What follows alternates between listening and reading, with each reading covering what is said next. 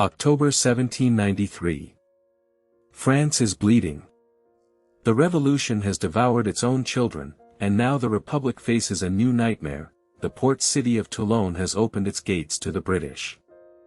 The English fleet sits in the harbor, arrogant and untouchable. The French army has tried everything, frontal assaults, naval bombardments, and failed every time.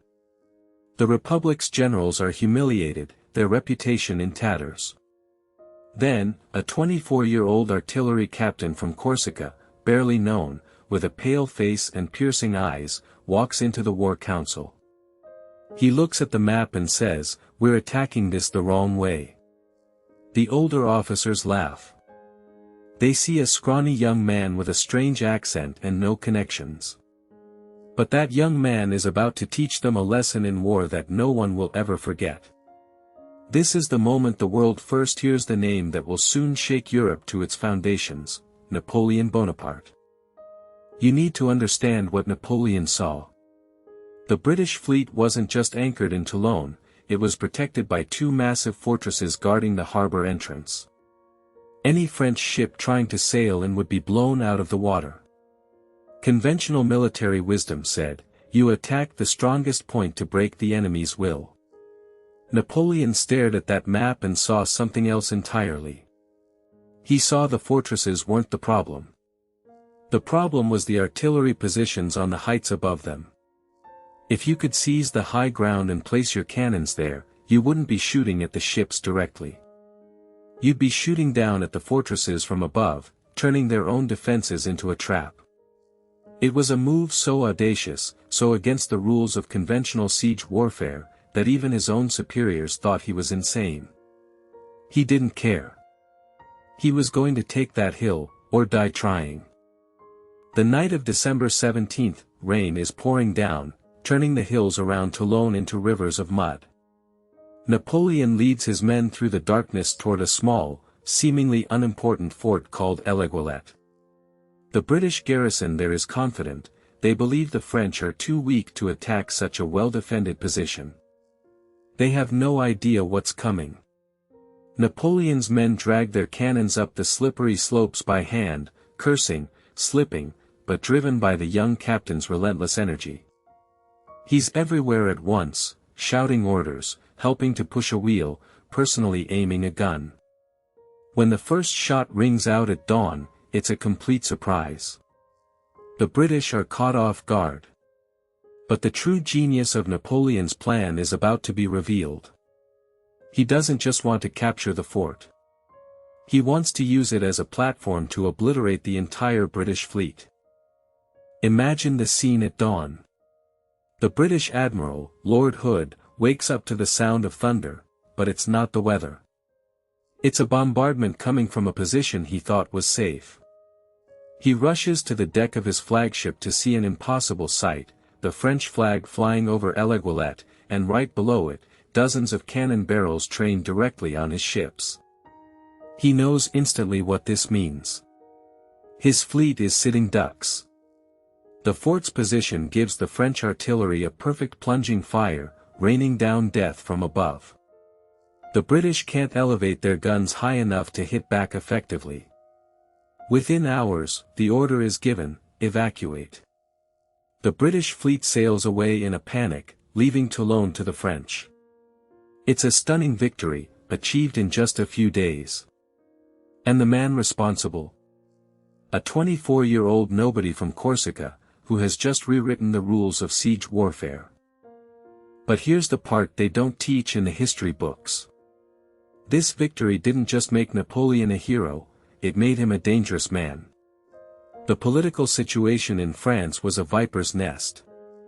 The revolution had spawned a paranoid government called the Committee of Public Safety, led by Maximilien Robespierre.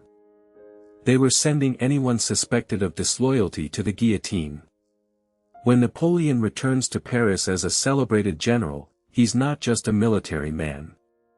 He's a man with connections, with ambition, and with a terrifying understanding of how to use chaos to his advantage.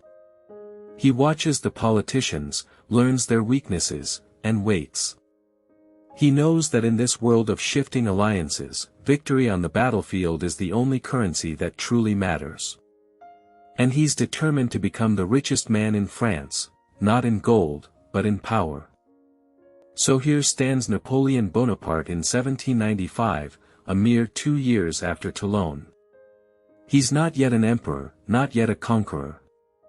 But he's already something far more dangerous, a man who knows the price of glory and is willing to pay it with other people's lives. The French Revolution promised liberty, equality, and fraternity. But what it delivered was a generation of ambitious young men who learned that the only way to survive is to be the one holding the sword. Napoleon learned this lesson better than anyone. As he looks out at the chaos of Paris, he doesn't see a nation in crisis. He sees an opportunity. The question that will haunt the next 2 decades is not whether he will seize power, but what he will do with it. What kind of monster or messiah will emerge from this crucible of fire? And what will it cost the world to find out? The streets of Paris in 1795 weren't just chaotic, they were a powder keg. The revolution had devoured its own children, and the government, now called the Directory, was rotten to the core. Corrupt, weak, and terrified of the mob, they clung to power by a thread. Into this viper's nest walks Napoleon Bonaparte. But he doesn't walk in alone. He brings with him a reputation forged in the fires of Toulon, and a network of powerful friends who see in him a useful tool. One of those tools is a woman, a socialite named Josephine de Beauharnais, 6 years his senior, with a scandalous past and a desperate need for a protector. Their courtship is swift, passionate, and coldly calculated. He sees her connections, she sees his future. It's the most strategic marriage since the Borgias, and it will shape the fate of Europe. But this is not a love story, it's a survival story. The Directory is so weak that royalists are openly plotting to restore the monarchy, and they're gaining support in the wealthy sections of Paris. They have money, they have influence, and they have the backing of foreign powers who want to crush the revolution once and for all. By October, their plot is ready. They plan to march on the Tuileries Palace, overthrow the Directory, and put a king back on the throne. The government is paralyzed with fear. They don't trust their own generals, knowing that any one of them could easily switch sides and become their executioner. Then, someone remembers the young artillery officer from Corsica, the one who crushed the British at Toulon. They ask him for help. And Napoleon, who has been waiting, watching, and calculating, sees his moment.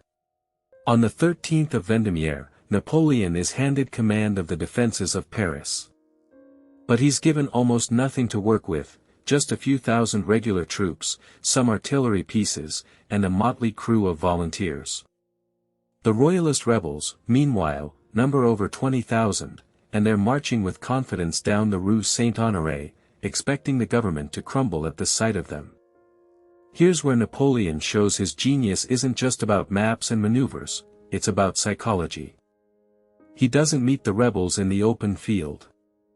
He positions his cannons at the end of the streets, waits until they're packed into the narrow thoroughfares, and then gives the order. The first volley of grapeshot tears through the crowd like a scythe through wheat. It's not a battle, it's a massacre. In just a few hours, the royalist threat is over. Hundreds lie dead in the streets, and the rest have fled in panic. Napoleon has saved the Republic, but at what cost? He's earned the nickname General Vendemiaire, a title that carries the stench of blood. The politicians are horrified, but they're also grateful. They've seen what this man is capable of, and they're terrified. But they're also practical. They know they need him. So they give him a reward, command of the army of Italy. It's a gift wrapped in a curse. The army is starving, unpaid, and facing the combined forces of Austria and Sardinia. They expect him to fail, to be destroyed by the campaign, to become a convenient martyr. They think they're sending him to his death. They have no idea that they're handing him the keys to Europe. Napoleon arrives at the Army of Italy's headquarters in Nice in March 1796. The situation is even worse than he imagined. His generals are older, more experienced, and deeply resentful of taking orders from a 26-year-old upstart from Corsica. The soldiers are half-starved, shoeless, and on the verge of mutiny. They've been beaten down by years of defeat and neglect. Napoleon doesn't give a speech. He doesn't try to win them over with charm. Instead, he uses the oldest trick in the book: he promises them loot. He tells them they're marching into the richest plains of Italy, where they'll find gold, food, and glory. He tells them that they will be the ones to conquer the world. And somehow, with his piercing eyes and unshakable confidence, they believe him. This ragtag army, this collection of broken men, is about to become the most feared fighting force on the planet. But before he marches, he stops at a village called Mombello. There, he receives a letter from Josephine, who has refused to join him. She's in Paris, enjoying the social scene, spending his money, and, as he will soon discover, taking lovers. It's a wound that cuts deep into his ego. This man who commands armies, who can make hardened veterans tremble with a glance, is powerless before the woman he loves.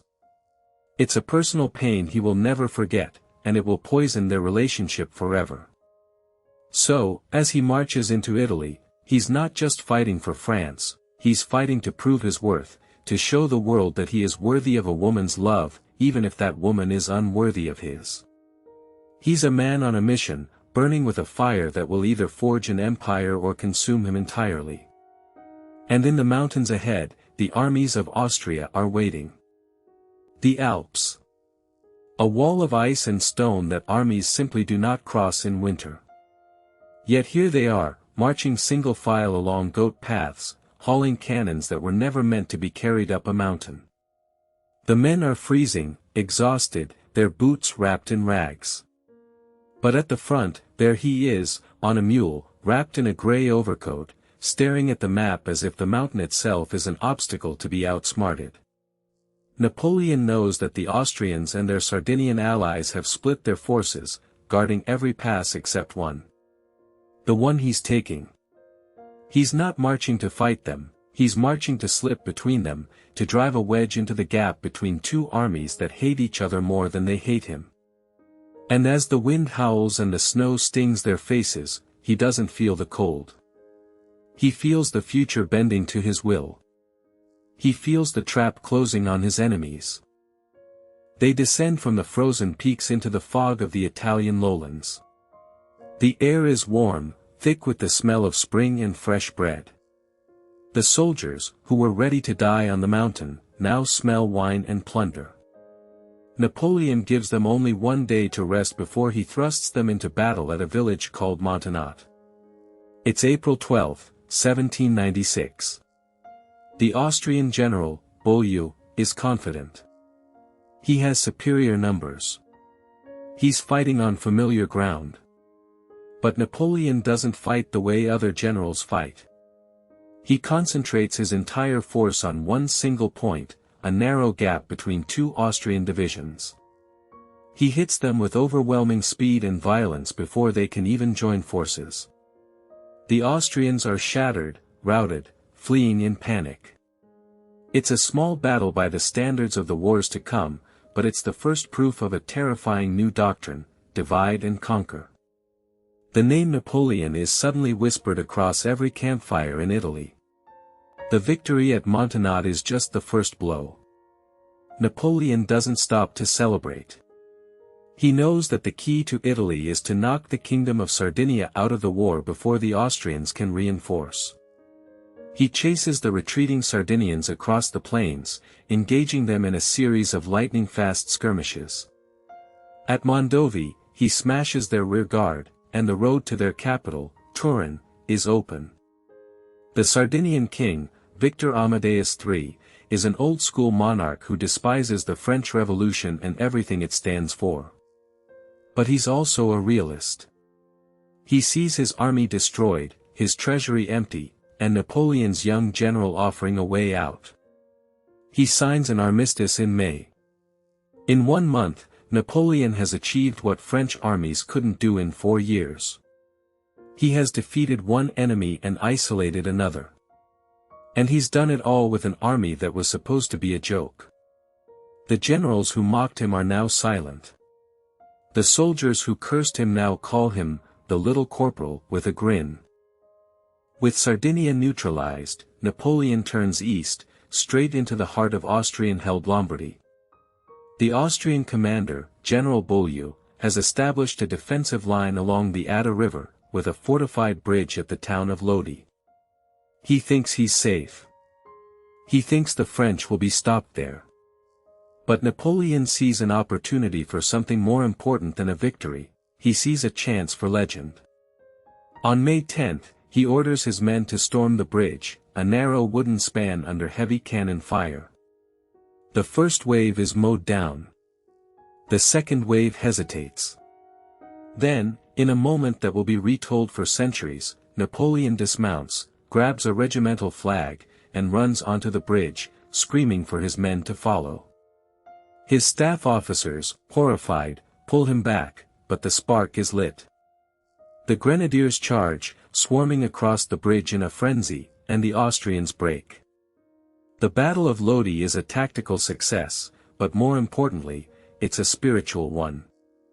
It transforms Napoleon from a brilliant strategist into a charismatic leader, a man who is not afraid to die for his men.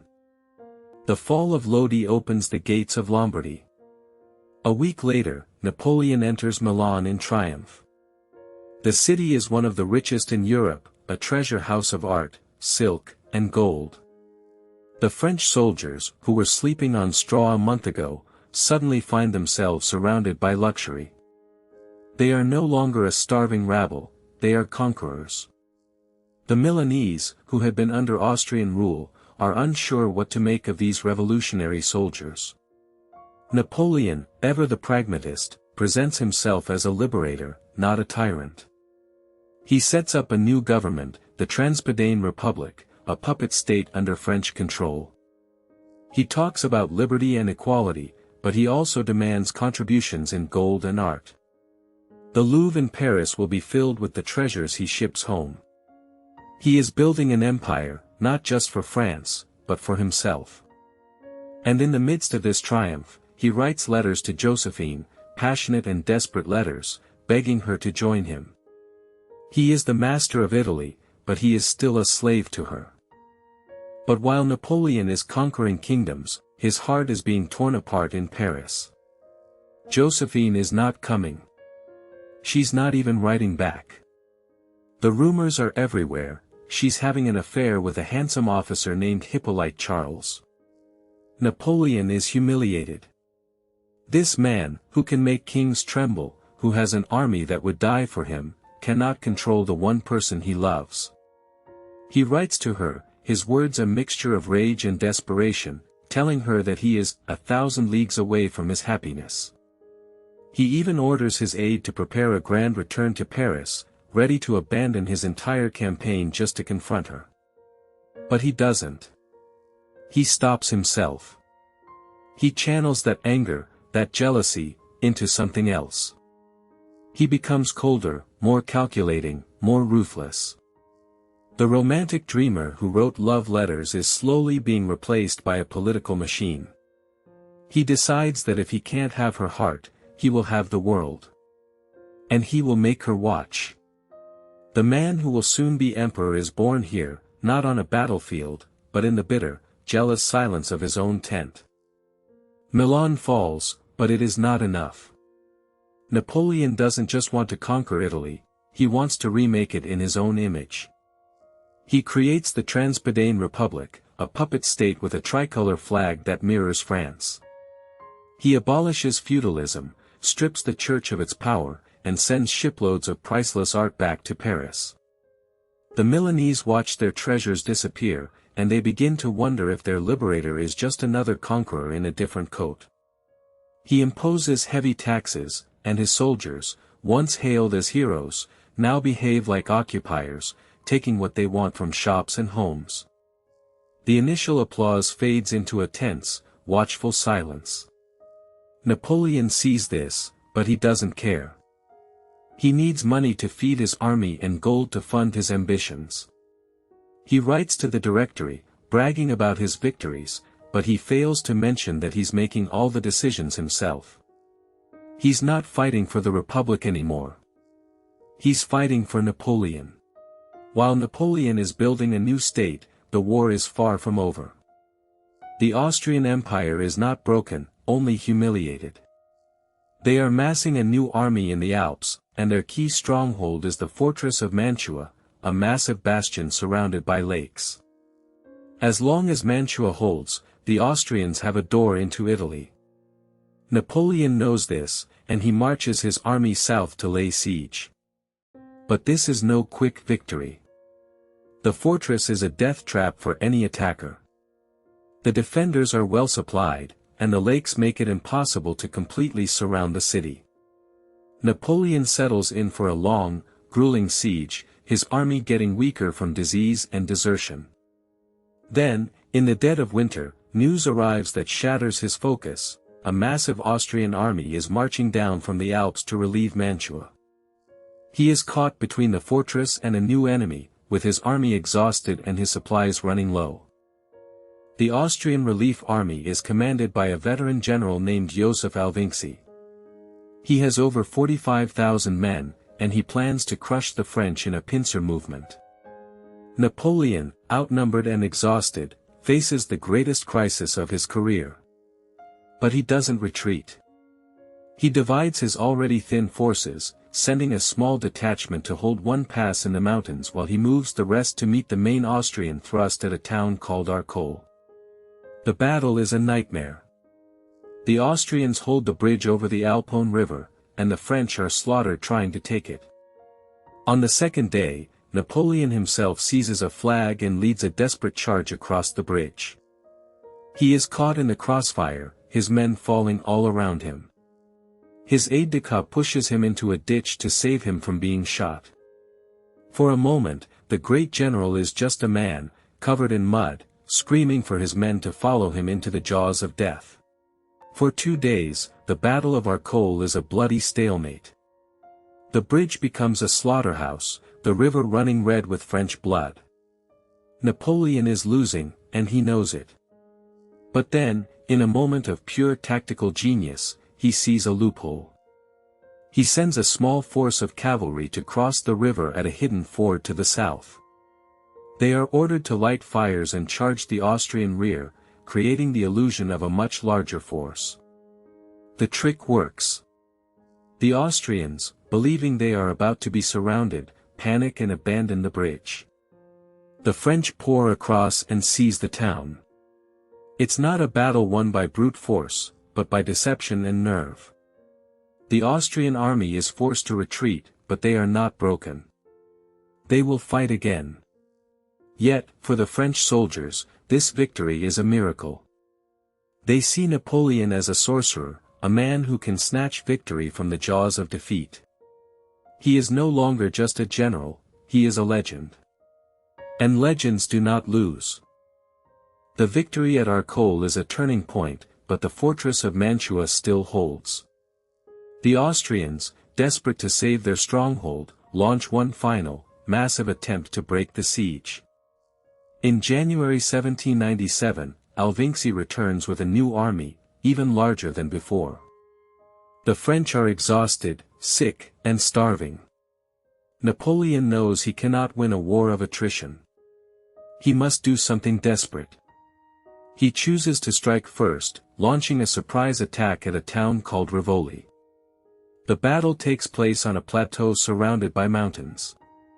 The Austrian columns are stretched out and cannot support each other.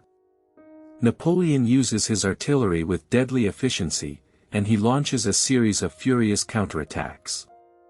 At one point, he is almost overrun, but he rallies his men by shouting that they must hold their ground or die.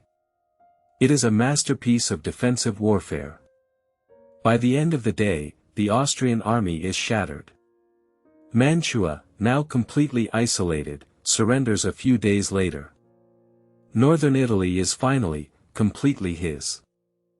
Rivoli is the masterpiece that seals his legend. The Austrians are not just defeated, they are annihilated. Napoleon takes 20,000 prisoners, and the road to Vienna is now wide open. He marches his army towards the Austrian capital, but he stops at a place called Leoben, just 100 miles away. He doesn't want to destroy Austria, he wants to make peace with it on his own terms. The resulting Treaty of Campo Formio is a stunning diplomatic victory. Austria cedes Belgium to France and recognizes the Cisalpine Republic in Italy, a state that Napoleon has created. In exchange, he gives Austria a part of Venice, a republic that has existed for over 1,000 years. He trades it away like a piece on a chessboard. The Venetian Republic is erased from the map without a single shot being fired. Napoleon returns to Paris as a conquering hero, but he brings with him a taste for absolute power. He is no longer a servant of the Republic. The Republic is his. And as he steps off the carriage to the roar of the crowd, a question hangs in the air. If he can erase a 1,000-year-old republic in a single signature, what will he do to France itself? Ban ko muon na tip vi trientiaro vi Paris qua nuoi hung nai, va catch ong ta bien nen song hoa ton de che qua rieng min kong. Hey theo doi ken de nan thong bao cho tap sao vi chu de nai. The snow is red. Rivoli is a slaughterhouse, and the Austrians are fleeing in chaos. But Napoleon doesn't stop to count the dead. He sees the road ahead. Vienna. He pushes his starving army across the Alps, deeper into enemy territory. The Austrians, stunned by the speed of his advance, beg for an armistice. Napoleon, ever the opportunist, doesn't demand total surrender. He offers a deal. At Leoben, he meets the Austrian envoys in a smoky farmhouse, and with a calm that terrifies them, he dictates his terms. He wants Belgium. He wants the Rhine. He wants all of Italy. And in exchange, he throws them a bone, the ancient Republic of Venice, a city of canals and intrigue that has stood for 1,000 years. He trades it like a pawn. And on October 17, 1797, the Treaty of Campo Formio is signed. Venice, the serene republic, is erased from the map without a single shot. Napoleon returns to Paris not as a general, but as a conqueror. The crowd roars. But behind the cheers, a darker question lurks. If he can erase a republic with a signature, what can he do to France? Paris explodes in celebration. Napoleon is the man of the hour, the savior of the Republic. But in the gilded halls of the Directory, the 5 directors are not cheering. They are terrified. This man now commands the loyalty of the army. He has the adoration of the people. And he has made peace with Austria on his own terms, without their approval. They give him a hero's welcome, but they watch him like a wolf in sheep's clothing. They offer him command of the Army of England, a plan to invade Britain across the Channel. But Napoleon knows that's a suicide mission. He wants something grander, more exotic. He wants Egypt. He dreams of following the footsteps of Alexander the Great. He wants to strike at Britain indirectly, by threatening its route to India. So he proposes a secret expedition. The Directory, eager to get him out of Paris, agrees. But as he prepares his fleet, a shadow falls over him. Josephine, his wife, remains cold and distant.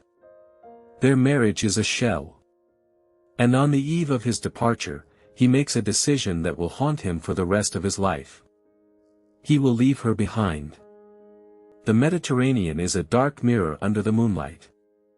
Napoleon's fleet, over 400 ships, slips out of Toulon in May 1798.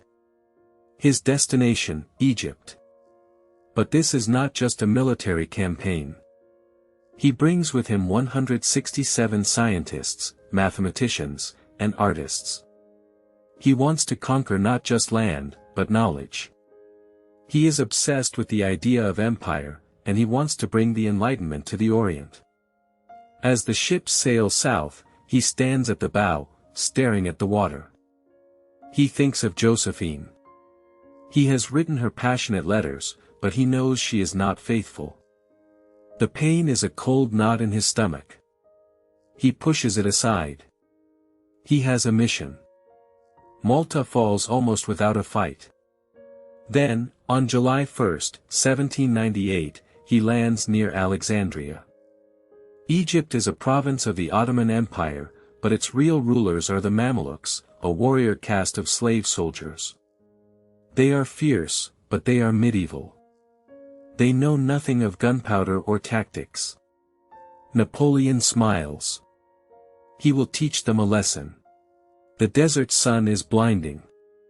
Napoleon's army marches through the endless sand, their uniforms caked with dust. They are not prepared for this.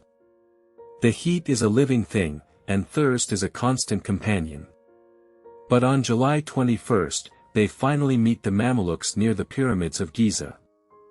The Mamluk cavalry charges with terrifying speed, thousands of horsemen in flowing robes, swords glinting.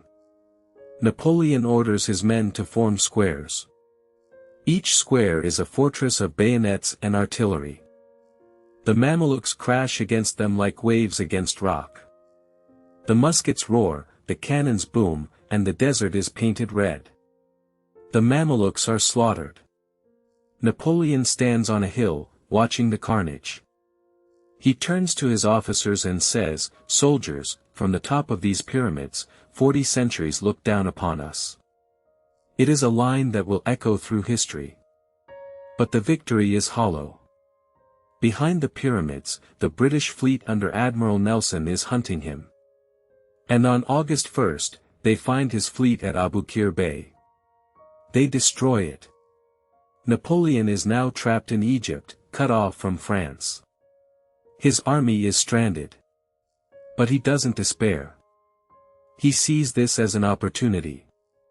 If he can't go home, he will conquer the entire East. The sand is stained with blood.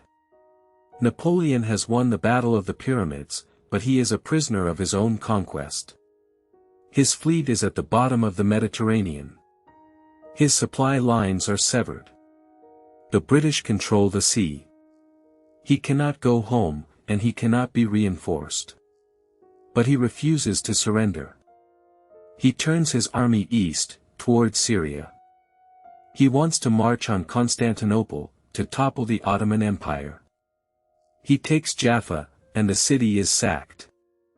Thousands of prisoners are executed because he cannot feed them. Then comes the plague. His soldiers start dying of a disease they can't see. The hospitals are full of the dying and the delirious. Napoleon, showing a cold pragmatism that will become his signature, orders the sick to be given lethal doses of opium to spare them from a slower death. It is a decision that will be debated for centuries. He presses on to Acre, but the fortress holds. The British supplies the defenders, and the plague decimates his ranks. After 2 months, he is forced to retreat. He abandons his army and sails back to France, slipping through the British blockade. He leaves behind a defeated, decaying expedition. But he brings with him something more valuable than victory, the myth of his invincibility. The French coast appears through the fog. It is November 1799. Napoleon steps onto the soil of France, and he is not the same man who left. He has seen empires rise and fall. He has watched his own army die of plague and hunger. He has learned that the world is a chessboard, and the pieces are expendable. The Directory is in chaos. France is losing the war in Italy, and the people are desperate for a strong leader. Napoleon sees his chance. He returns to Paris, and he is greeted as a savior. But he doesn't want to be a savior. He wants to be a master. He meets with the directors, and he begins to weave a web of conspiracy. His brother Lucien is the president of the Council of 500. His allies are in the military. He plans a coup. On November 9, 1799, he marches into the Council of 500, and he is met with shouts of "Outlaw!" For a moment, he falters. He is nearly attacked. But his brother saves him, calling on the troops to disperse the council. The next day, Napoleon is named first consul of France. The Republic is dead. A new era has begun. And as he stands in the grand hall of the Tuileries, he looks at the portraits of past kings. He smiles. The world is his. The smoke has cleared, but the smell of gunpowder still clings to his coat. Napoleon is not just a general anymore, he is the first consul of France. But a title is just a word until you give it teeth. He walks through the halls of the Tuileries, and he sees the chaos of the revolution everywhere, the empty coffers, the starving people, the corrupt officials. He knows that France doesn't need another philosopher king, it needs a master with a plan. So he sets to work. He creates the Bank of France to stabilize the currency. He establishes a new system of prefects to enforce his will across the country. And he commissions a new set of laws, the Civil Code, to replace the tangled mess of revolutionary decrees. He is building a machine of state, and every cog is designed to serve him. The old revolutionaries watch from the shadows, suspicious of this soldier who is stealing their republic. They whisper that he is a new Caesar, a tyrant in the making. But they dare not speak too loudly. Napoleon has the army behind him, and he knows how to use it. But power has a price, and Napoleon is about to learn just how high it is. The royalists, the ones who lost everything in the revolution, haven't given up. They see this Corsican upstart as a roadblock to the return of the Bourbon kings. So they plot. In December 1800, as Napoleon travels to the opera, a bomb explodes near his carriage. The blast kills innocent bystanders, but Napoleon is unharmed. He brushes the glass from his coat and refuses to be afraid. Instead, he uses the attack to crush his enemies. He rounds up the conspirators, but he doesn't stop there. He sends his police to arrest anyone who might be a threat, including his own political opponents. He is settling scores. The message is clear, he will not be stopped. He will not be intimidated. And anyone who stands in his way will be destroyed. This is the moment the Republic truly dies. Napoleon has not just survived an assassination attempt, he has used it to become the undisputed master of France. With the opposition silenced, Napoleon turns his attention back to the battlefield. The war with Austria is not over. While he was building his new state, the Austrians have recaptured much of Italy. They think they are safe. They think they have time. They are wrong. In the spring of 1800, Napoleon leads a new army across the Alps. But this time, he doesn't go through the easy passes. He takes the most dangerous route, the Great St. Bernard Pass. He drags cannons over the mountains in hollowed-out tree trunks. He marches his men through snowstorms and across treacherous cliffs. It is a gamble, a desperate move that could end in disaster. But Napoleon knows that surprise is the greatest weapon.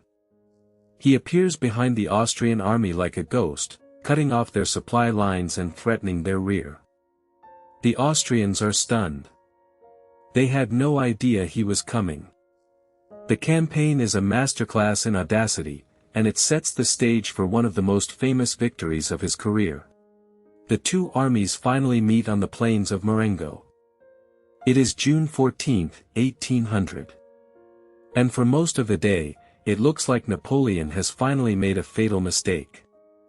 The Austrian army, larger and better positioned, pushes the French back. By mid-afternoon, the battle is all but lost. Napoleon's generals are begging him to retreat. But Napoleon refuses. He sees something they don't. He sends a desperate message to a detached division under General de Saix, ordering him to return at all costs. As the French retreat turns into a rout, Desaix arrives with fresh troops. They slam into the Austrian flank, and the tide of battle turns in an instant. The Austrians, who were celebrating victory moments before, are now thrown into chaos. Napoleon has snatched victory from the jaws of defeat. But the cost is high.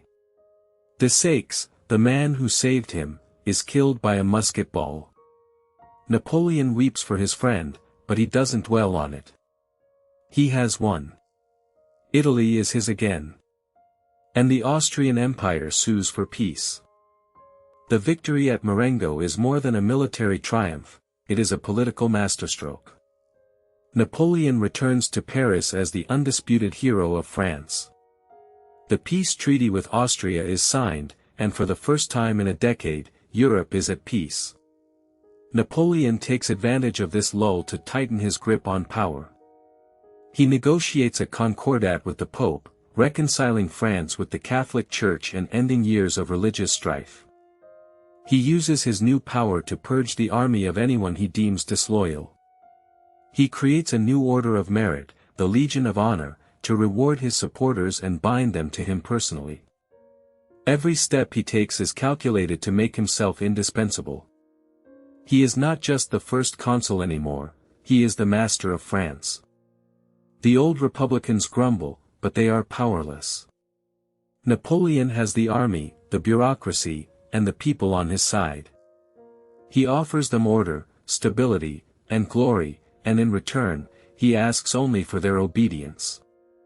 And he gets it. Peace is a fragile thing, and Napoleon knows it. In 1803, war with Britain breaks out again. The British are arming the enemies of France, and Napoleon knows he cannot defeat them on the seas. So he decides to strike at their heart, he will invade England. He assembles a massive army at Boulogne, a force of over 100,000 men. He drills them day and night, preparing for the greatest amphibious invasion in history. The British are terrified. They expect the French fleet to arrive at any moment. But Napoleon's admirals are hesitant. They cannot risk a direct confrontation with the British Navy. So Napoleon waits, and he plans, and he plots. He knows that he needs to control the English Channel for just a few days to get his army across. And he's willing to sacrifice his entire navy to do it. But as he stands on the cliffs of Boulogne, staring at the white cliffs of Dover in the distance, he knows that this is a gamble that could destroy him. The question is, will he take it? Because the answer will decide the fate of Europe. This is the moment where the Napoleonic Wars truly begin. And the road to Moscow is paved from this very spot. Ban ko muon beat dieu gi de ki Napoleon tu bo ku hoch xam loak noak on de quai sang doi dao voi kak quang quak luk jia trong tran Austerlitz win thoi kong. Hey theo doi ken de nan thong bao cho tap sao vi chu de nai. The invasion of England is a phantom. Napoleon stares at the Channel, but he knows the Royal Navy will never be fooled for long. He makes a decision that will change history. He abandons the camps at Boulogne and marches his grand army east, not to invade, but to destroy. The very speed of his movement is a weapon. He covers hundreds of miles in weeks, outmaneuvering the Austrian and Russian forces who believe they have time. He doesn't give them time. He gives them a trap. The Allies think they have him cornered near a village called Austerlitz. They see his army retreating, looking weak, inviting an attack. But it's a mirage. Napoleon has deliberately abandoned the high ground, the Pratzen Plateau, to lure them in. He's betting his entire empire on a single, audacious gamble. The sun rises on December 2, 1805, and the battle begins. The Allies plunge into the trap. And Napoleon watches, waiting for the perfect moment to spring it. The trap is sprung. As the Allies commit their forces to the right flank, seeking to cut off what they think is a weak French line, Napoleon gives the order. The French four corps, hidden in the morning mist, surges forward and seizes the Pratzen Plateau. The Allied army is split in two. In a panic, they try to retreat across frozen lakes, but the French artillery opens fire, shattering the ice. Thousands of Russian soldiers drown in the freezing water. It is a massacre, not a battle.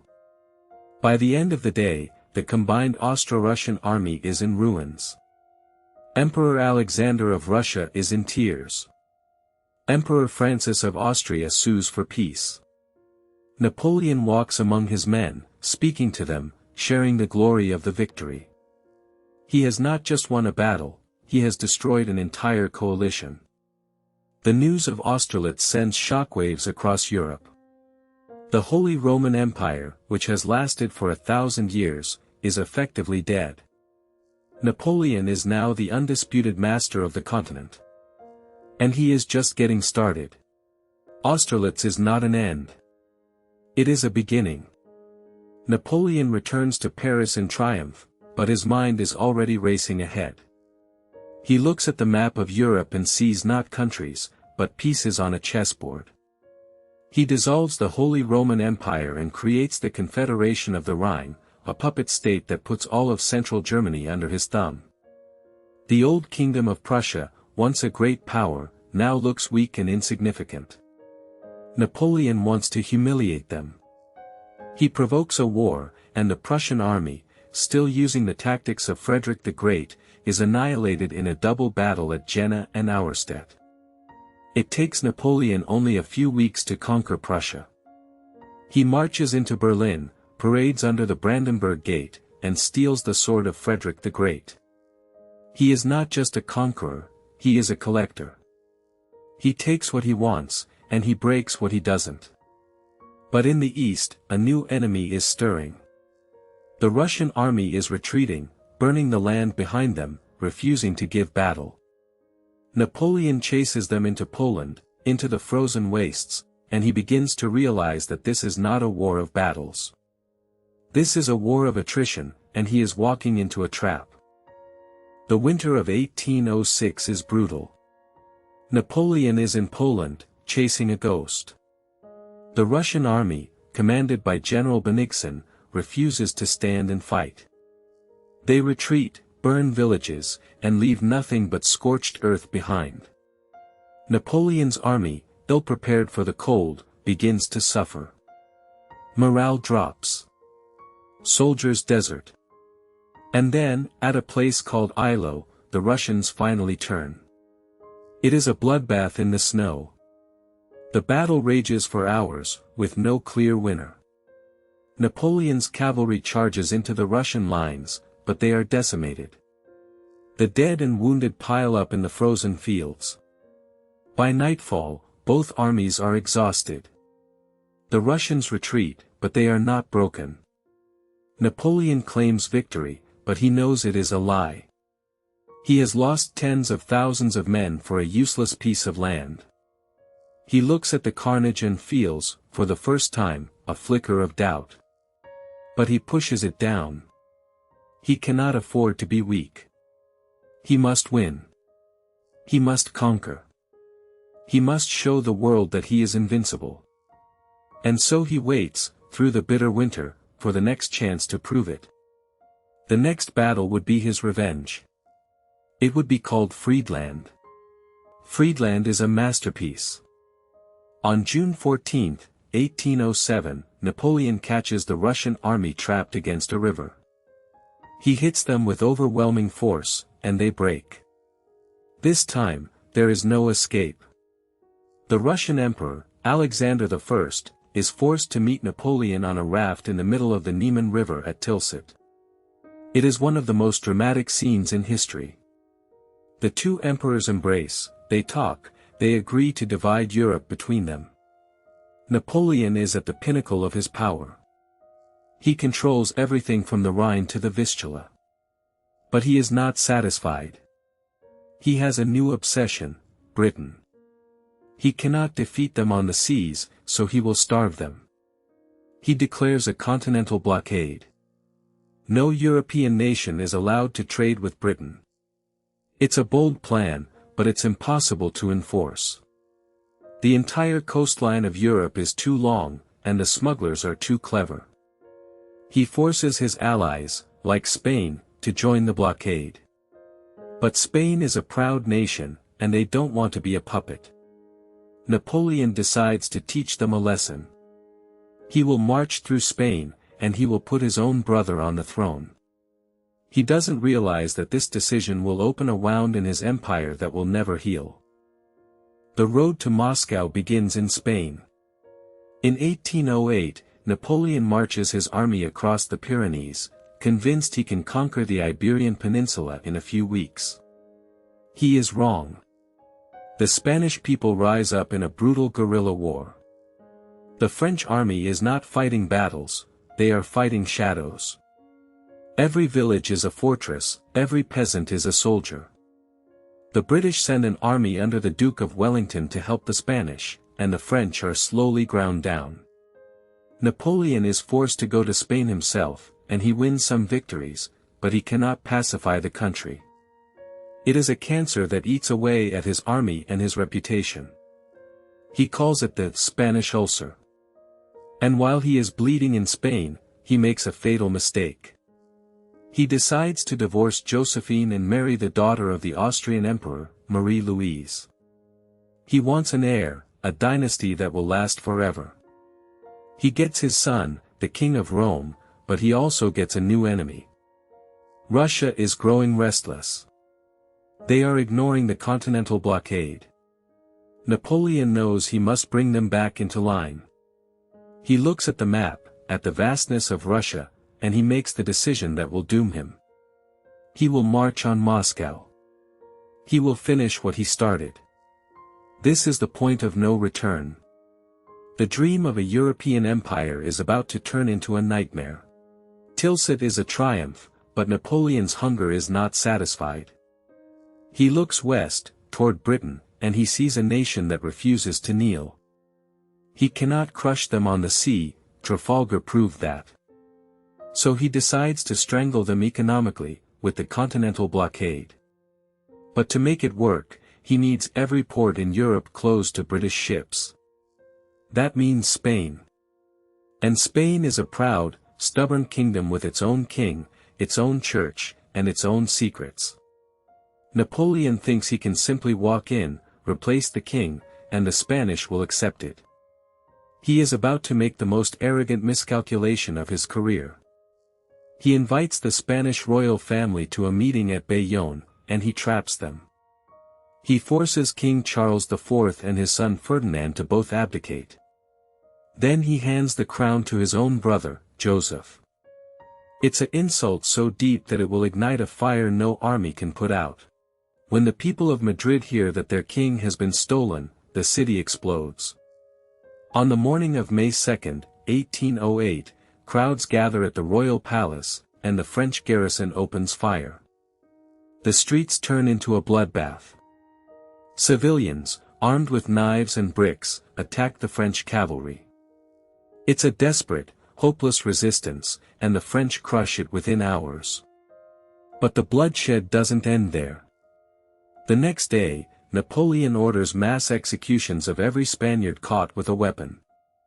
The painter Goya will capture this horror in his masterpiece, the 3rd of May. But what Napoleon doesn't understand is that every execution, every atrocity, creates 100 new rebels. The Spanish War is not a campaign, it's a wildfire.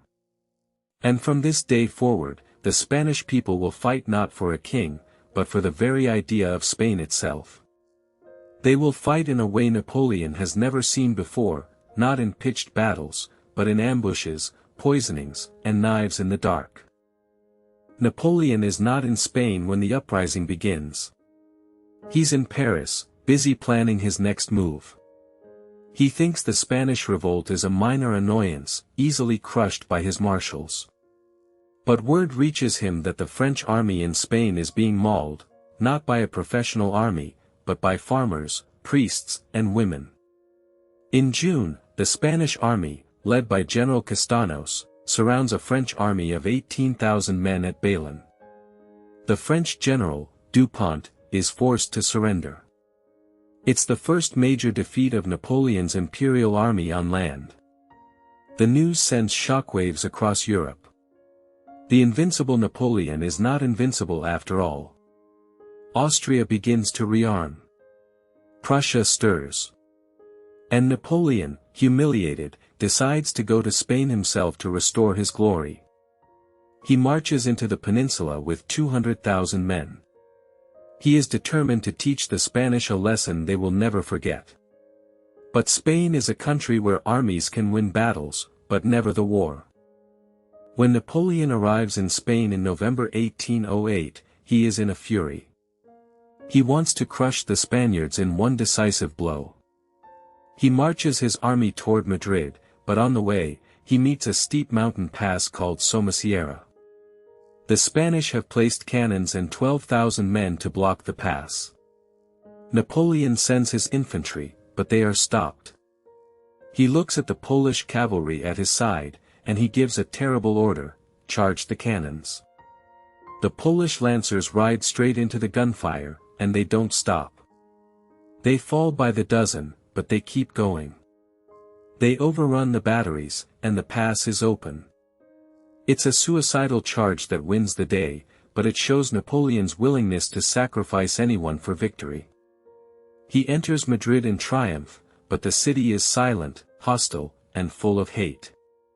He thinks he's won. He doesn't realize that the real enemy is not an army, but the mountains, the cold, and the endless guerrilla bands that will bleed his army dry for years. Madrid is his, but the war is far from over. The Spanish refuse to surrender. They retreat to the fortress city of Zaragoza, and they fight with a fanaticism that shocks even the most hardened French veterans. The city is defended by a mob, not an army, old men, women, and children. They fight from house to house, from stairwell to stairwell. The French bring up siege guns, and they blast the walls to rubble, but the defenders fight on. They turn every broken wall into a barricade. When the French finally take the city after months of siege, they find a wasteland of corpses and ruins. The city has lost over 50,000 people. This is not war, it's a massacre. And Napoleon, back in Paris, is starting to understand that Spain is a trap.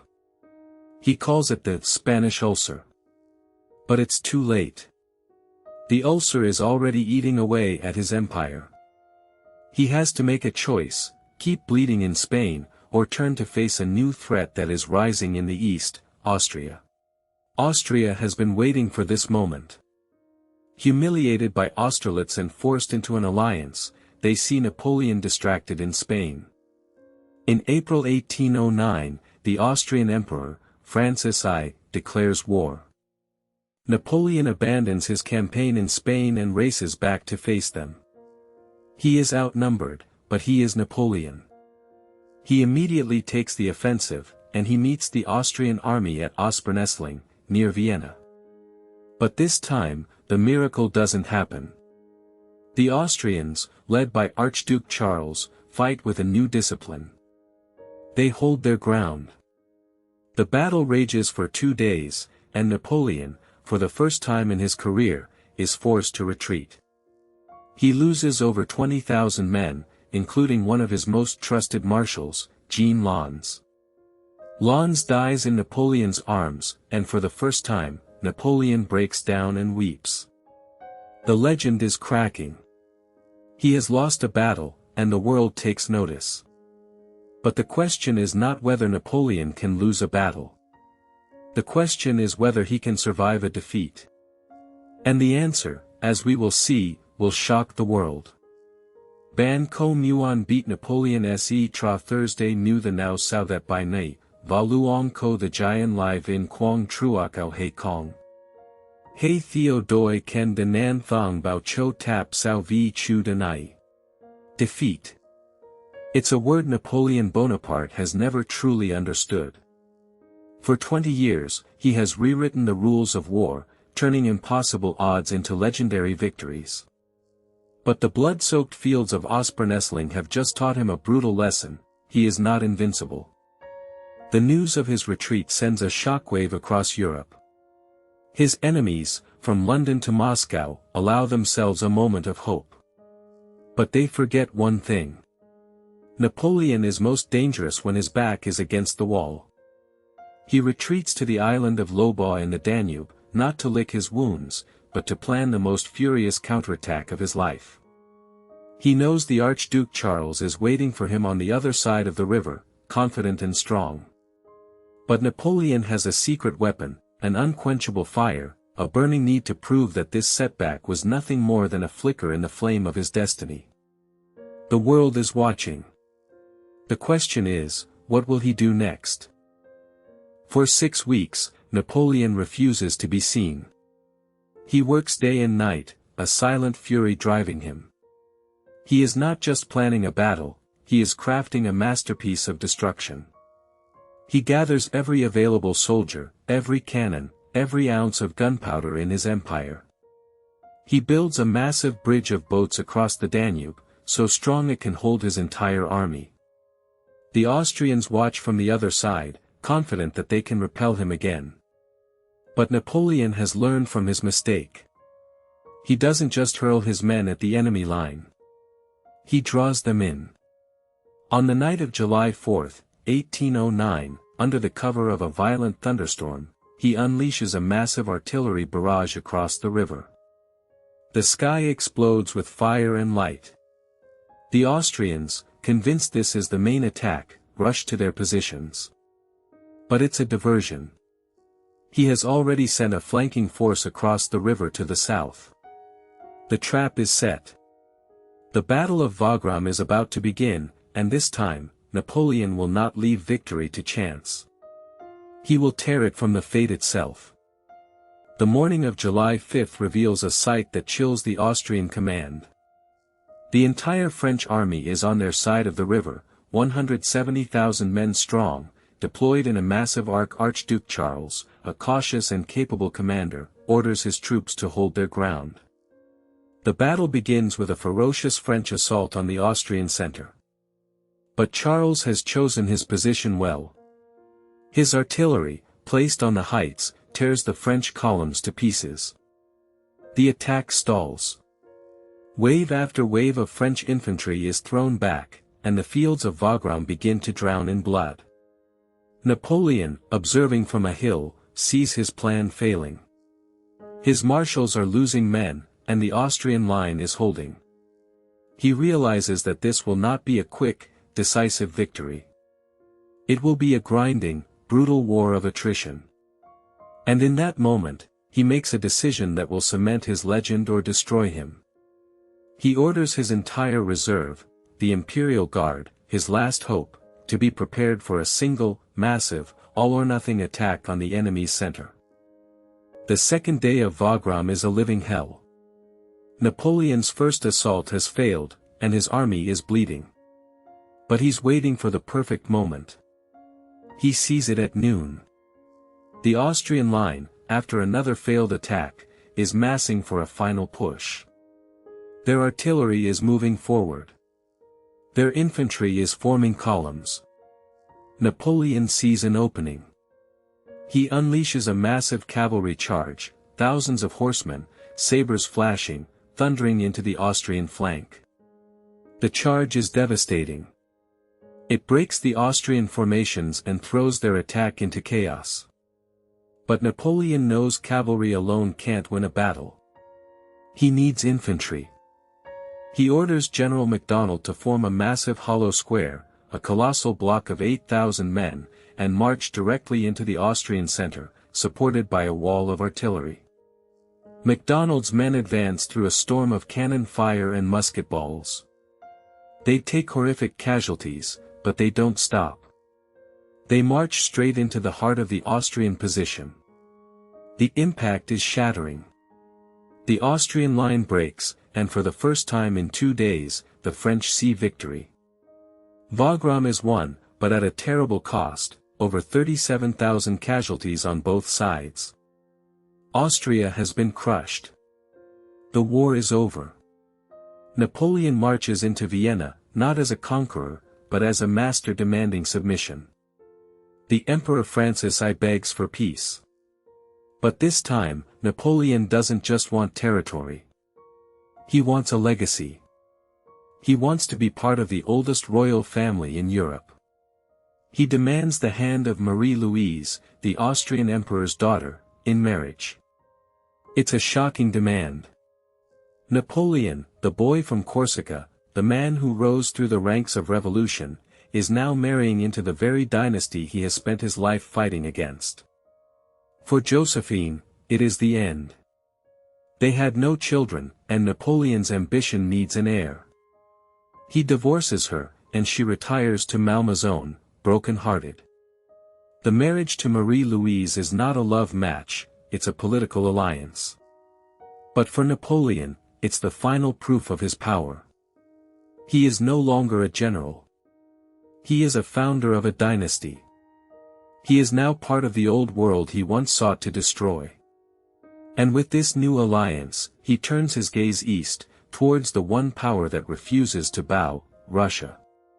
Wagram was a victory, but it was a victory that cost Napoleon his mystique. He had been wounded, he had been forced to retreat, and he had needed a brutal, grinding battle to win. His enemies see this not as a sign of strength, but of weakness. They whisper that the emperor is no longer the military genius he once was. They say his luck has run out. Napoleon hears these whispers. He feels the pressure of an empire that is too large, a family he has placed on thrones, and a world that is waiting for him to stumble. He has a new wife, a new heir is on the way, and a new alliance with Austria. But he knows that his true enemy remains across the channel, and behind him, the Tsar of Russia, Alexander I, is refusing to enforce the continental system, the economic blockade against Britain. Napoleon sees this as a direct challenge. He makes a fateful decision, one that will doom his empire: he will march on Moscow. He will crush Russia once and for all. He has no idea that he is marching into the greatest trap in military history. The question is not if he will march, but what will be left of him when he returns. The marriage to Marie-Louise bought Napoleon an heir, a son they called the King of Rome. But it didn't buy him peace. Across the continent, Tsar Alexander I of Russia was quietly laughing at the continental system. He couldn't care less about Britain. He was selling them grain, timber, and making a fortune. Napoleon's demands were becoming an insult. And then came the final provocation: Alexander demanded that French troops evacuate from Prussia, and he openly challenged Napoleon's right to rule over Europe. Can you feel it? The air is thick with tension. The two emperors are on a collision course. Every diplomat in Europe knew that war was inevitable. It was just a question of when. And Napoleon, at the height of his power, was not a man to wait for an enemy to strike first. So, Napoleon made his decision. He would teach Alexander a lesson he would never forget. He called it the Second Polish War, but everyone knew it was the invasion of Russia. He scraped together an army of unprecedented size. Over 600,000 men. Frenchmen, Germans, Italians, Poles, Dutchmen, the Grand Army. It was the largest force Europe had ever seen. It was a moving city, stretching for miles, with thousands of wagons, cannons, and horses. Napoleon was confident. He had never lost a campaign against a major power. He believed his presence alone would be enough to bring Alexander to his knees. But as his armies crossed the Niemen River in June of 1812, he looked across a vast, empty landscape. There was no enemy to fight. There was just silence, and the road to Moscow stretching endlessly ahead. Where was the Russian army? The Russian army was retreating. Tsar Alexander had given his generals one order: do not engage Napoleon in a decisive battle. Lure him in. Pull him deeper and deeper into the endless Russian heartland. It was a strategy designed to drive an invader mad. Every village they found was empty. Every barn was burned. Every field was scorched. There was no food, no shelter, no people. The Russian soldiers, under the command of General Barclay de Tolly, would fall back, skirmish, and then vanish into the forests. Napoleon's soldiers began to suffer. The summer heat gave way to pouring rain, and the supply lines stretched so thin they were snapping. Men started to starve. Horses died by the thousands. And still, the emperor pushed forward, furious and obsessed. He was a hunter being led into a trap, and he couldn't see it. He only saw Moscow, the prize, the goal that would end it all. Finally, in September, the Russians decided to make a stand. They had a new commander now, the grizzled, one-eyed General Kutuzov. He chose the battlefield. A place called Borodino, just 70 miles from Moscow. He knew he had to fight, for the sake of his soldiers' morale and for the sacred city of Moscow. Napoleon was overjoyed. Finally, a fight. He ordered a massive artillery bombardment, the largest the world had ever seen. The Battle of Borodino was a meat grinder. For 15 hours, 250,000 men fought with a savagery that defied belief. The French took the great redoubt, lost it, and took it again. The fields were littered with tens of thousands of dead. Marshals begged Napoleon to commit his elite imperial guard to finish the job, to smash the Russian line for good. But Napoleon hesitated. He was miles away, sick, and uncharacteristically cautious. He refused to commit his final reserve. He let the Russians slip away into the night. The French had won the field at Borodino, but the victory tasted like ash in their mouths. 40,000 of his men lay dead or wounded. The Russians, though battered, were still a fighting force. When Napoleon finally entered Moscow, he expected to find the city's nobles waiting to hand him the keys to the city, begging for peace. Instead, he found a ghost town. Moscow was almost empty. The few people who remained were criminals, the sick, and the desperate. And that night, while Napoleon slept in the Kremlin, the fires began. The Russians had set their own capital ablaze. The fire raged for 5 days, consuming 3/4 of the city. Napoleon stood in the Kremlin, watching his prize turn to cinder. He had won the greatest city in Russia, only to have it destroyed in front of him. He had no shelter, no supplies, and no peace treaty. He was trapped in a burning ruin. What was he supposed to do now? This is the moment Napoleon's legend begins to crack. He stayed in Moscow for over a month, waiting for a peace offer that would never come. He wrote desperate letters to Alexander, but the Tsar refused to even read them. Winter was coming. The Russian army was regrouping, and his own army was melting away. He knew he had to retreat, but the retreat from Moscow became a death march. The freezing temperatures, the constant raids from Cossack cavalry, the lack of food, it destroyed the Grand Army. What was left of it was a starving, frost-bitten mob. He had entered Russia with over 600,000 soldiers, but fewer than 100,000 would ever make it back to France. He abandoned his army and raced back to Paris to secure his throne, leaving his men to die in the snow. The invincible emperor had been broken by the Russian winter and his own arrogance. But here's the question that will haunt the rest of our story: was this just a defeat, or was it the opening act of his complete and total downfall? Ban ko muon beat lu Napoleon ko the Troy de tu tam hoa nuak na, he de la dao cham het cho de che kwaong. He theo doi ken de nan thong bao cho tap sao vi chu de nai. The snow was still falling on the corpses of his army when Napoleon climbed into a sleigh and raced for Paris. He left behind the frozen wasteland, the starving men, the dying horses, all of it. He didn't even wait to see if his rearguard could hold. He had received word of a plot in the capital, whispers of a coup, and nothing, not even the Grand Army, was more important than his throne.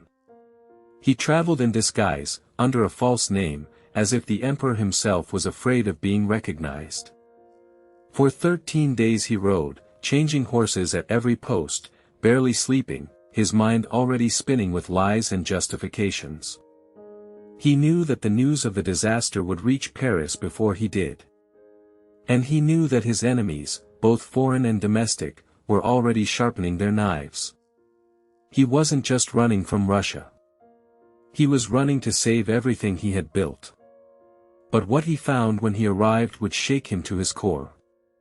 Paris was buzzing with rumors, but not just about Russia.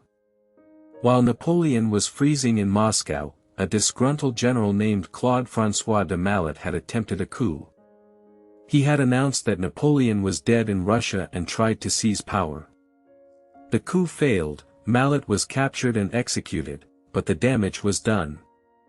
It showed the world how fragile Napoleon's empire truly was. If a single general could create a conspiracy that almost worked, what would happen if the real news of the defeat arrived? Napoleon knew he had to act fast. He immediately began to spin the story, turning a catastrophic retreat into a heroic struggle.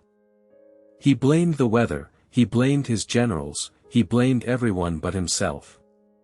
But the French people were not fools. They saw the widows, the orphans, the empty homes. The legend of the invincible emperor was dying, and Napoleon could feel it slipping away with every passing day. In the spring of 1813, Napoleon stood before a new generation of French soldiers. They were just boys, many of them not yet 16, their faces still smooth and their eyes full of blind faith. They called them the Marie-Louises, after the Empress, but they were nothing like the veterans who had conquered Europe. Napoleon had to rebuild his entire army from scratch, and he had to do it fast. The Russians were advancing, the Prussians had joined them, and the Austrians were waiting to see which way the wind blew. Napoleon knew that he had one chance, one single, desperate chance to turn the tide. He met the combined armies of Russia and Prussia at Lutzen, and then again at Bautzen. He won both battles, but they were not the crushing victories of Austerlitz. His enemies withdrew in good order, still strong, still dangerous. He had won the battles, but he was losing the war. The great powers of Europe finally smelled blood. Austria, the only power that had not yet fully committed, joined the coalition against him. Napoleon was now facing the combined might of Russia, Prussia, Austria, and Sweden. He was outnumbered, outgunned, and outmaneuvered. But he was still Napoleon. In August, he won the Battle of Dresden, a stunning victory, his last great victory on German soil. But it was too late. His enemies were learning. They adopted a strategy, the famous Trachenberg Plan. They would avoid direct battle with Napoleon himself, but they would attack his marshals and his subordinates. They would wear him down, piece by piece. Napoleon was fighting a war, but he was fighting it alone, and even he could not be everywhere at once. The net was closing. The trap was set. And Napoleon was walking right into it. The trap snapped shut at Leipzig, in October of 1813. It was the largest battle of the Napoleonic Wars, and one of the largest in human history up to that point. Over 500,000 men fought for 3 days across a landscape that turned into a charnel house. Napoleon, for the first time, seemed to lose his legendary tactical touch. He made mistakes, he hesitated, and his army was too weak to execute his grand designs. The Allies, now confident, fought with a stubborn courage they had never shown before. On the final day, with his army in retreat, Napoleon gave the order to blow up the bridge over the Elster River to cover his escape. But the young corporal in charge of the explosives, fearing the enemy was close, detonated the bridge too early. Thousands of French soldiers, including 2 of Napoleon's marshals, were trapped on the wrong side of the river. They were captured or drowned. The retreat became a rout. The empire had not just been defeated, it had been shattered. The defeat at Leipzig shattered his empire, and by April of 1814, the Allies were marching on Paris. Napoleon fought with the fury of a cornered animal, winning battles even as his world collapsed around him. But it was not enough. Paris surrendered, and his own marshals, exhausted and betrayed, refused to fight any longer. They forced him to abdicate. He was sent to Elba, a tiny island in the Mediterranean, a gilded cage for the man who had once ruled half of Europe. He was given the island as his own personal kingdom, a mockery of his former power. And he watched. He watched as the Bourbon king, Louis XVIII, was put back on the throne. He watched as the French people, who had once worshipped him, began to turn against their new king. The old nobility, returning from exile, acted with arrogance and contempt. The people remembered Napoleon. They remembered the glory. They remembered the bread. And on Elba, Napoleon waited, plotting, scheming, and refusing to accept his fate. The story was not over. The phoenix was about to rise from the ashes, and the final, desperate act was about to begin. Ban ko muon beat lu Napoleon ko the lay lai doak de che kwa min, he kuok tiaro lai nai la sai lam koi kung kwa ong. He theo doi ken de nan thong bao cho tap sao vi chu de nai. The gilded cage of Elba was a mockery, a tiny island kingdom with a population of 100,000, a palace that was barely a villa, and a court of sycophants who were more like jailers. But Napoleon was not a man to wither in a cage. He watched France with an eagle's eye, and what he saw filled him with a restless, burning hope. The Bourbon king, Louis XVIII, was handing out privileges to the old nobles, stripping away the rights the people had won in the revolution. The army was humiliated, its veterans retired on half-pay, replaced by aristocrats who knew nothing of war. The people, who had once been promised glory and bread, were now getting only taxes and insults. Every dispatch, every newspaper smuggled onto the island, was a seed of opportunity. Napoleon, pacing the cliffs of Elba, saw not a prison, but a launching pad. On the 26th of February, 1815, Napoleon made his move. The British commissioner, Sir Neil Campbell, was conveniently away on a trip to the mainland. The island's small garrison, made up of men loyal to the emperor, was ready. They boarded the Inconstant, a tiny brig, along with a handful of other small ships. In the dead of night, they slipped out of the harbor, evading the British naval patrols that were supposed to be watching them. It was an insane gamble. He had no army, no treasury, no fleet. He was sailing towards a country that had been told to treat him as a traitor. But he had something else, the unshakable belief that the soul of France was still his. As the coast of Elba disappeared over the horizon, he was not fleeing a prison, he was marching to reclaim a throne. On the 1st of March, 1815, Napoleon set foot on French soil at Golfe-Juan, near Caen. He was not met by an army to arrest him, but by a customs post, which he quickly overcame.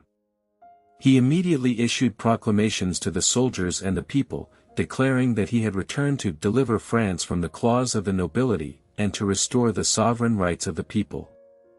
He knew his greatest weapon was not a sword, but a word. He marched north, his small band of 1,000 men growing with each village they passed.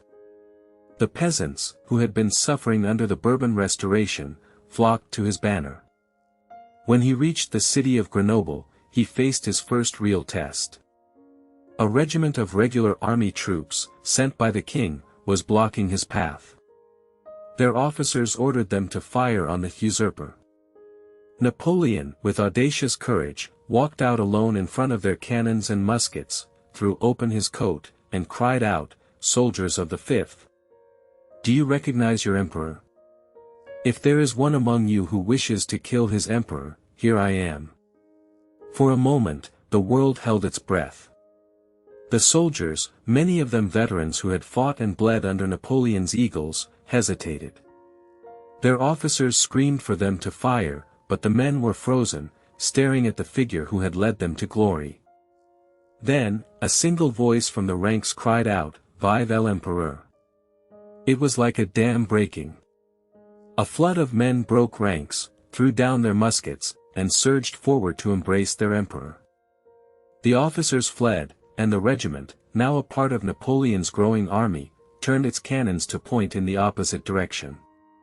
The myth of the Bourbon king's authority shattered in that single moment. The news spread like wildfire. Napoleon was marching on Paris, and the army, the very institution sent to stop him, was joining him. Town after town, garrison after garrison, fell to him without a shot. It was not an invasion, it was a triumphal procession. King Louis XVIII, in Paris, was in a state of panic. He had sent Marshal Ney, the bravest of the brave, to stop Napoleon with an army of 20,000 men. Ney had boasted he would bring Napoleon back to Paris, in an iron cage. But when Ney met Napoleon's advance guard, the soldiers who had once served under Ney himself refused to fight. They knew the emperor was near. Ney, a man of romantic and impulsive courage, was torn. He had sworn loyalty to the king, but his heart, and his old comrades, belonged to Napoleon. That night, Ney met with Napoleon. It is said that Napoleon, embracing him, said, "I am glad to see you, Marshal. I could not be more pleased to have you with me." Ney, overwhelmed, replied, "The Bourbons are not worthy of a soldier's loyalty." By the morning, Ney and his entire army had gone over to Napoleon.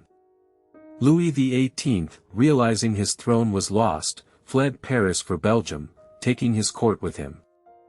The road to Paris was now wide open. On the 20th of March, 1815, Napoleon entered Paris. He was carried into the Tuileries Palace on the shoulders of a jubilant crowd, a sea of tricolor flags and screaming faces. He had left Elba less than a month ago with 1,000 men, and now he was the absolute master of France again, without a single battle fought. It was the most audacious, breathtaking gamble in modern history, and it had paid off.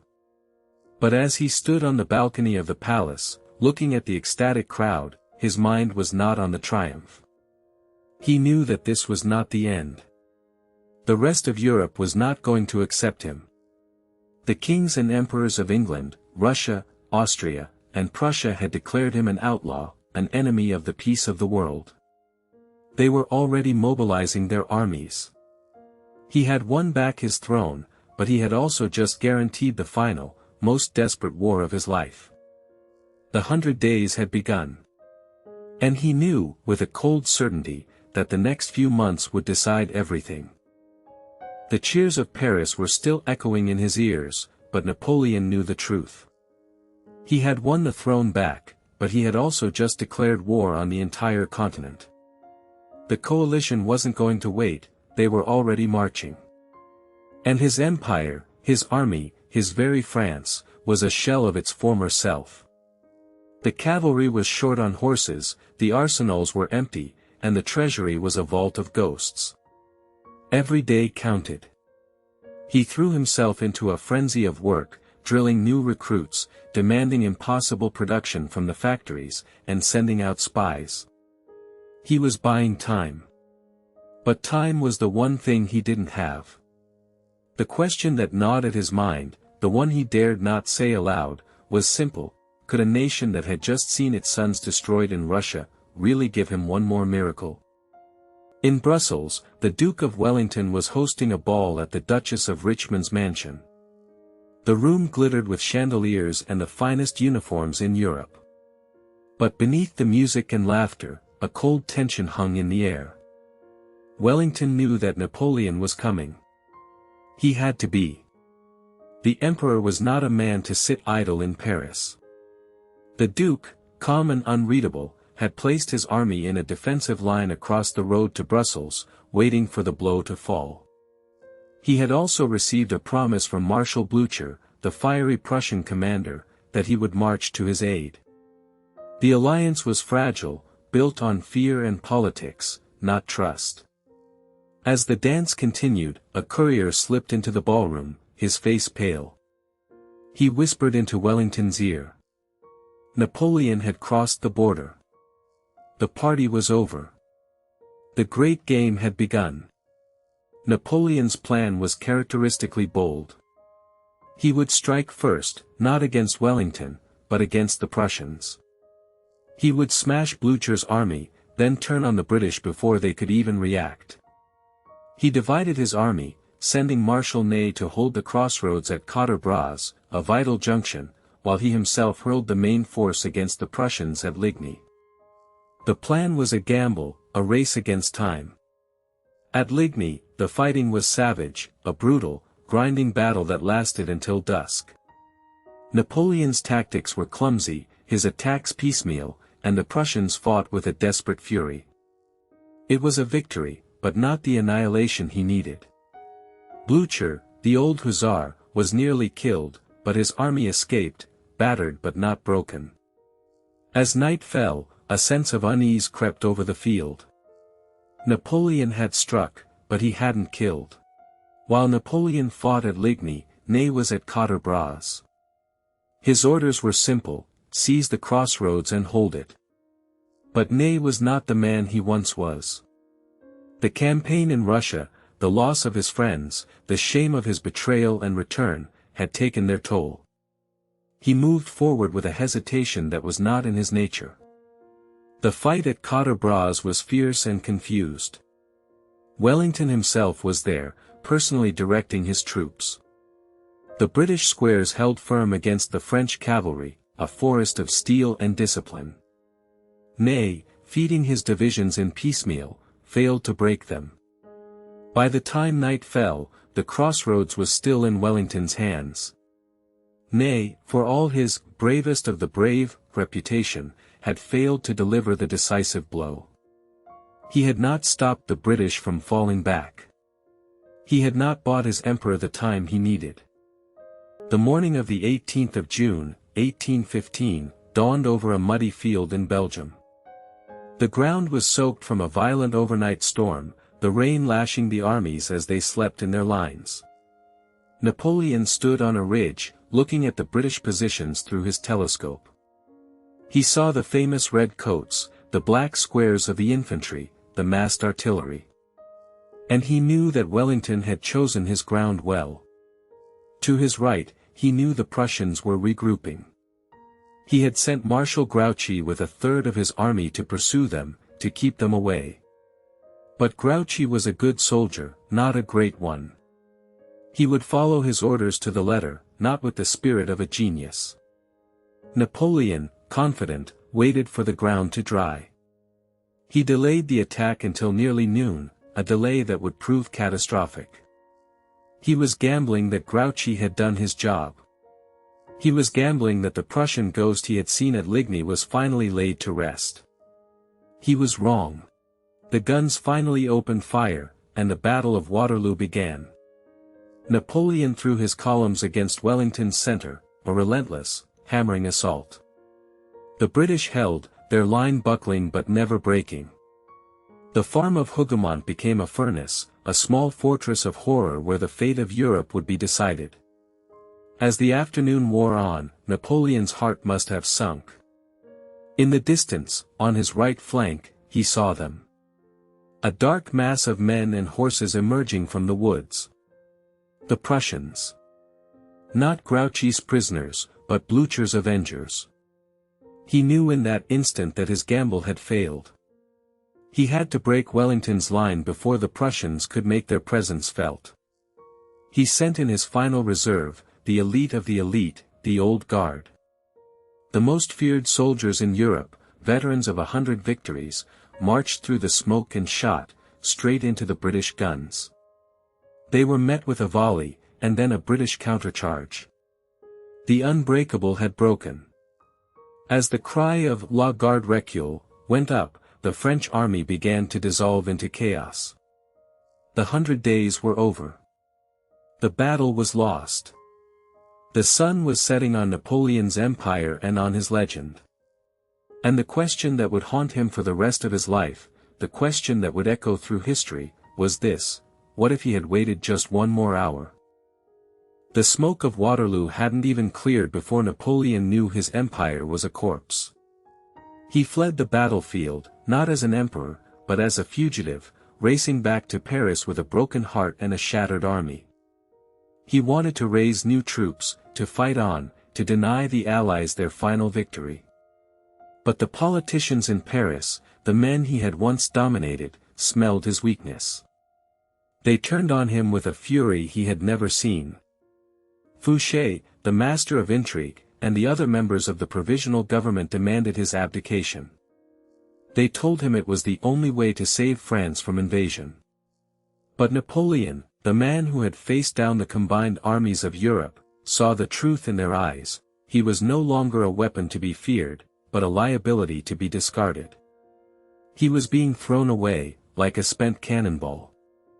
The question that burned in his mind, the one he couldn't escape, was whether his glory had ever been his own, or if he had merely been a tool for others, a bright flame that was always meant to be extinguished. On the 22nd of June, 1815, Napoleon signed his second abdication. Not with the dramatic defiance of Fontainebleau, but in the cold, calculated atmosphere of the Élysée Palace. He named his son, Napoleon II, as his successor, a gesture that was purely symbolic, a final act of defiance that the Allies would immediately sweep aside. He then retreated to Malmaison, the home he had shared with Josephine, the only place that had ever felt like his own. The ghosts of their love, of his betrayal, of her death, filled every room. He wandered the gardens, lost in memories, as the world outside closed in. The Prussians were marching on Paris, and Blücher had sworn to hang him. He was a man without an army, without a country, without a purpose. He had once conquered Europe with a flick of his hand, and now he couldn't even command his own destiny. The man who had made kings trembled now at the sound of a distant drum. He waited, not for a miracle, but for his captors, a prisoner in the place where he had once been happiest. The Allies gave him a choice, exile to England, or to the remote island of St. Helena. A place so far from everything, it was less a prison and more a tomb for the living. As he sailed away from the coast of France, he watched his homeland fade into the horizon, and he knew he would never see it again. The ship, the HMS Northumberland, carried him not just across the ocean, but out of history. He was treated with the respect due to a defeated emperor, but he was still a prisoner. His new jailer, Sir Hudson Lowe, was a man of petty rules and small-minded cruelty. He was determined to break the man who had once broken Europe. But he underestimated his prisoner. Napoleon, stripped of his empire, his army, and his freedom, found a new weapon, his memory. He began to dictate his memoirs, rewriting the story of his life. He wasn't just a defeated general anymore, he was a martyr, a legend in the making. And in that tiny, windswept island, he began to wage his final campaign, a war for the future, for how the world would remember him. Life on St. Helena was a slow, agonizing death. The island was a barren rock, lashed by wind and rain, a world away from the glittering courts of Europe. Napoleon was confined to a damp, drafty house called Longwood, where the constant dampness seeped into his bones. He was surrounded by a few loyal companions, men like Bertrand and Montholon, who had chosen to share his exile. But the constant harassment from Sir Hudson Lowe, the petty restrictions, the lack of any real purpose, wore him down. He was a lion in a cage, pacing back and forth, his once mighty body beginning to fail. His health, which had always been robust, began to deteriorate. He suffered from stomach pains, headaches, and a deep, consuming lethargy. He spent his days dictating his memoirs, reliving his battles, and arguing with his captors. The Emperor of Europe was reduced to arguing over the number of candles he was allowed each day. It was a cruel, drawn-out humiliation, a punishment designed not to break his body, but to erase his spirit. And yet, even in this, he refused to be forgotten, turning his suffering into a new chapter of his legend. By 1821, Napoleon's body was giving up. The pain in his stomach had become unbearable, a gnawing, constant fire that nothing could soothe. He knew he was dying. He, who had once commanded the fate of millions, could no longer command his own body. He spent his final weeks in a darkened room, dictating his last wishes. He spoke of France, of his son, and of his beloved Josephine. He asked that his ashes be laid to rest on the banks of the Seine, among the people he had loved. On the 5th of May, 1821, as a violent storm raged outside, he slipped into a coma. His last word, they say, was France. He was only 51 years old. The man who had conquered Europe, who had rewritten the map of the world, was dead. The news of his death took weeks to reach Europe. And when it did, it wasn't with mourning, but with relief. The nightmare was finally over. But the question of how he died, a question that would fester for over a century, was only just beginning. They said it was stomach cancer, the same disease that had killed his father. But was it? The official cause of death was stomach cancer. But the whispers started almost immediately. His personal physician, Francesco Antimarchi, who signed the death certificate, had his doubts. Years later, strands of Napoleon's hair were tested and found to contain high levels of arsenic. Was it poisoning? Was it the damp, moldy wallpaper in his room? Or was it a slow, deliberate assassination by the British, who dreaded the thought of him ever escaping again? The mystery of his death was never solved, and it became another layer of the legend.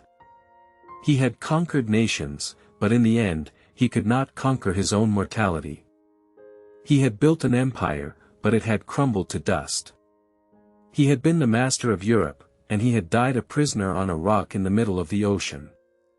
His story is a tragedy of ambition, of genius, and of a man who reached for the stars and fell to the earth. He left behind a world that he had irrevocably changed, and a question that still haunts us: was the price he paid for glory worth it? And what if the man they buried on St. Helena wasn't him at all? Ban ko muon na tip vmotb mat duok chan jiao kung hoi ky kwa ong, motb mat vmot nuoi lin de chet theong. Hey theo doi ken de nan thong bao cho tap sao vi chu denai. But even as the earth was lowered into the cold ground at St. Helena, a different kind of death was already being prepared, a political one. Let me take you back, just a few years, to the spring of 1814. The Sixth Coalition had marched into Paris. Napoleon, defeated and betrayed by his own marshals, was forced to sign the Treaty of Fontainebleau. The document was a death sentence for his empire. He was to be exiled to Elba, a tiny island off the coast of Italy. The man who had made kings and broken kingdoms was now to be given a kingdom the size of a village. He was stripped of his titles, his power, his glory. But as he looked out from the windows of the palace at Fontainebleau, he wasn't looking at defeat. He was looking at a map, and he was calculating his next move. The night before his departure, Napoleon made a decision that would haunt him forever. He called for his most loyal generals, the men of the old guard, the veterans of Austerlitz and Borodino. He wanted to say goodbye. The courtyard of Fontainebleau, the famous Cour d'Adieus, was filled with these battle-hardened soldiers. They stood in silence, tears streaming down their weathered faces. Napoleon, his voice thick with emotion, spoke to them one last time. He told them he was giving up the throne for the good of France. He embraced the eagle of the regiment, a symbol of his empire, and said his farewell. The old guard, in a final act of devotion, wept openly. They cried out, "Vive l'Empereur," one last time. It was a scene of such raw, crushing emotion that it would be painted and repainted for centuries. The Emperor of Europe was now a heartbroken man saying goodbye to his family. But Napoleon was not a man to accept a quiet death. On the night of April 12, 1814, just days before his departure, he made another, more desperate choice. He swallowed a vial of poison he had carried with him since the retreat from Russia. It was a potent mixture, a final escape from the humiliation of exile. His servants found him writhing in agony, his body convulsing. The poison, however, had lost its potency over time. He vomited it back up, his body rejecting the very idea of a quiet end. He survived, but the attempt revealed a terrifying truth: the emperor, the man who had faced down armies, was terrified of a life without purpose. He would rather die than live as a king of Iraq. This moment of vulnerability, this brush with self-destruction, is a side of Napoleon we rarely see. It's a raw, desperate glimpse behind the mask of the conqueror, a man willing to end his own story rather than watch it be written by others. The journey to Elba was not a triumphant march. It was a funeral procession. As his carriage rolled south, the French people who once cheered his name now watched in silence or with open hostility. He was a fallen god, and they were quick to forget his glory. At one point, his procession was nearly attacked by an angry mob. He was forced to disguise himself, a man who once wore the crown of Europe, now hiding in plain clothes to save his own skin. This was the ultimate humiliation. He was no longer Napoleon the Great. He was a prisoner being escorted to his cage. The island of Elba, when he finally saw it, was beautiful, but it was a gilded prison. He was given a small palace, a few hundred soldiers, and a budget that was a fraction of what he once spent on a single ball. The Emperor of Europe was now the ruler of a mountain and a few fishing villages. But even on a tiny island, Napoleon could not stop being Napoleon. He transformed Elba into a miniature empire. He built roads, reformed the tax system, and oversaw the island's iron mines. He drilled his small guard of soldiers until they were perfect. He was a dynamo of activity, a man possessed by an unrelenting energy that had no other outlet. Yet, beneath this facade of industriousness, his mind was elsewhere. He was watching France. He knew the newly restored King Louis XVIII was making terrible mistakes. The nobles who had fled the revolution were returning, arrogant and demanding their old privileges back.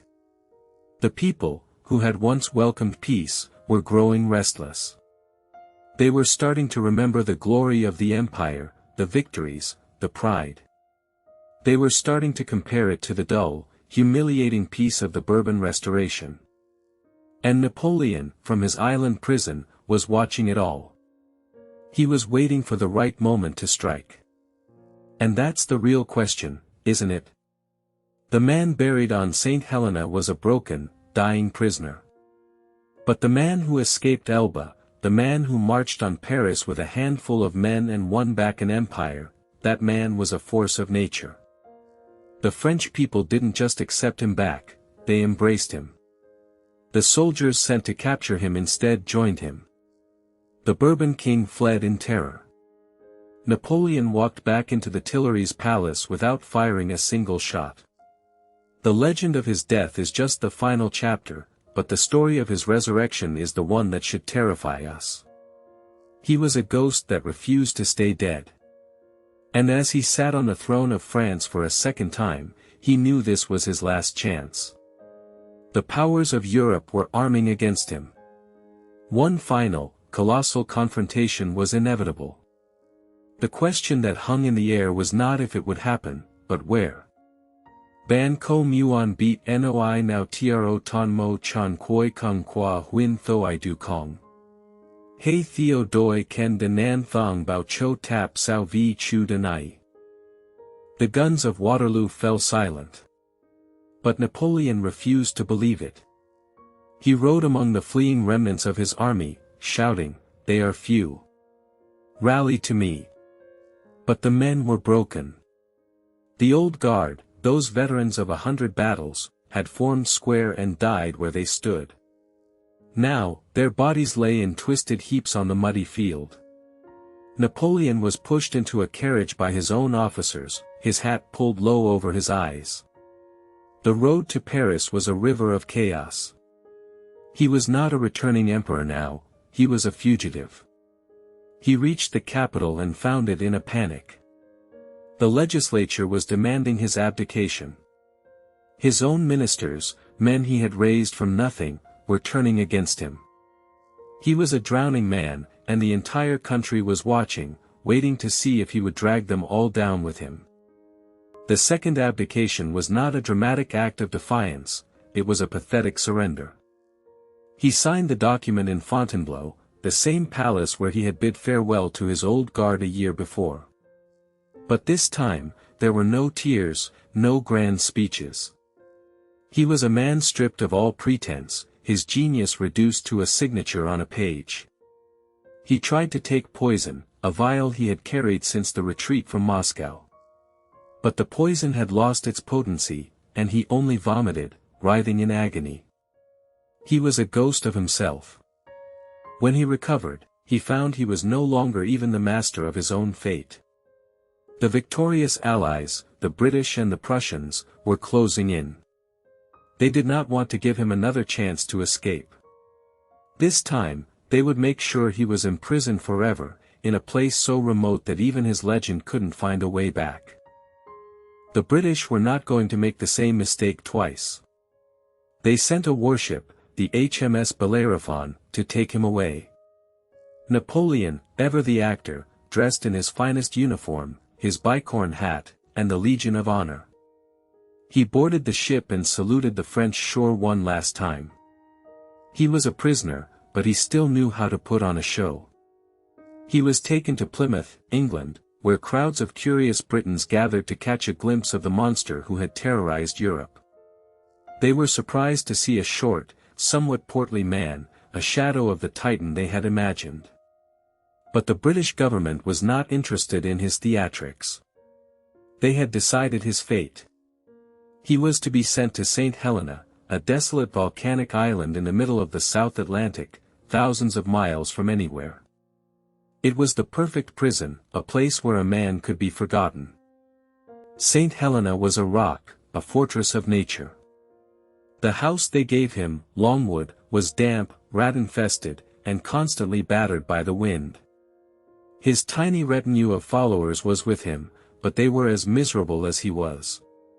Napoleon, the man who had commanded armies of hundreds of thousands, was now reduced to dictating his memoirs to a few loyal secretaries.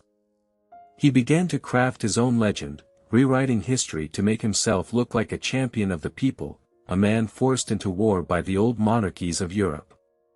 He was fighting his last battle, not on a field of honor, but on a page. His health began to decline rapidly. The damp climate, the inactivity, the psychological torment of his imprisonment, it was all taking its toll. He grew weak, his body bloated, his once keen mind clouded with pain.